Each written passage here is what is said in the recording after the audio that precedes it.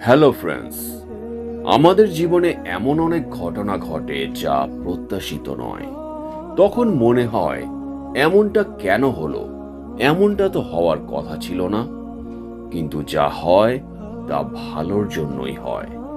সাথে সাথে আমরা তা উপলব্ধি করতে না পারলেও পরবর্তীতে ঠিকই বুঝতে পারি।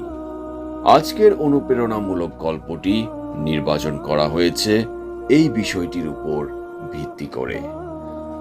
গল্প শুরু করার পূর্বে একটি ছোট অনুরোধ, চ্যানেলটি এখনো সাবস্ক্রাইব করে না থাকলে সাবস্ক্রাইব প্লিজ। অনেক অনেক বছর আগে ইব্রাহিম খান নামে ইরানের এক ব্যবসায়ী সমুদ্র পথে ইউরোপ যাচ্ছিলেন। জাহাজটি যখন মাঝ সমুদ্রে পৌঁছালো তখন প্রচণ্ড ঝড় শুরু হলো। জাহাজের নাবিকেরা জাহাজটিকে নিরাপদ আশ্রয়ে নেওয়ার জন্য চেষ্টা করতে লাগলো, কিন্তু তার আগেই ঝড়ের ধাক্কা সামলাতে না পেরে মাঝ সমুদ্রে জাহাজটি ডুবে গেল।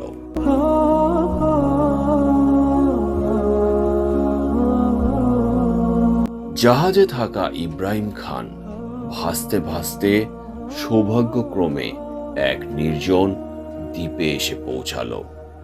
জ্ঞান ফেরার পর সে প্রথমেই আল্লাহকে ধন্যবাদ জানালো তাকে বাঁচিয়ে রাখার জন্য।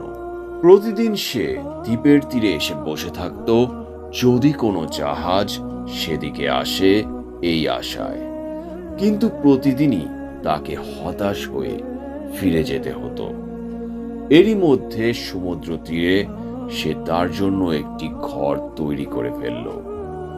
সমুদ্র থেকে মাছ ধরে এবং বন থেকে ফলমূল সংগ্রহ করে সে জীবন ধারণ করতে লাগলো।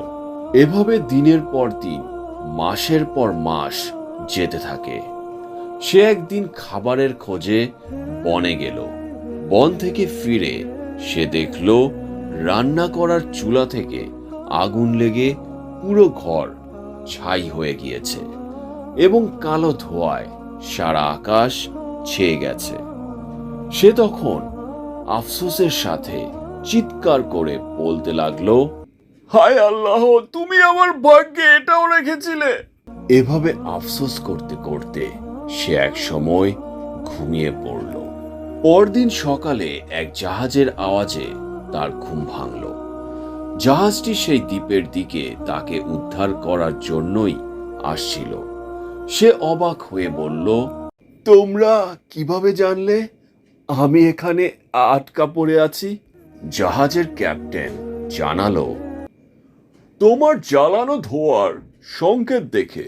সো ফ্রেন্ডস, গল্পটি কেমন লাগলো এবং তুমি কি শিখতে পারলে জানিয়ে দাও তোমার মতামত। Thanks for watching.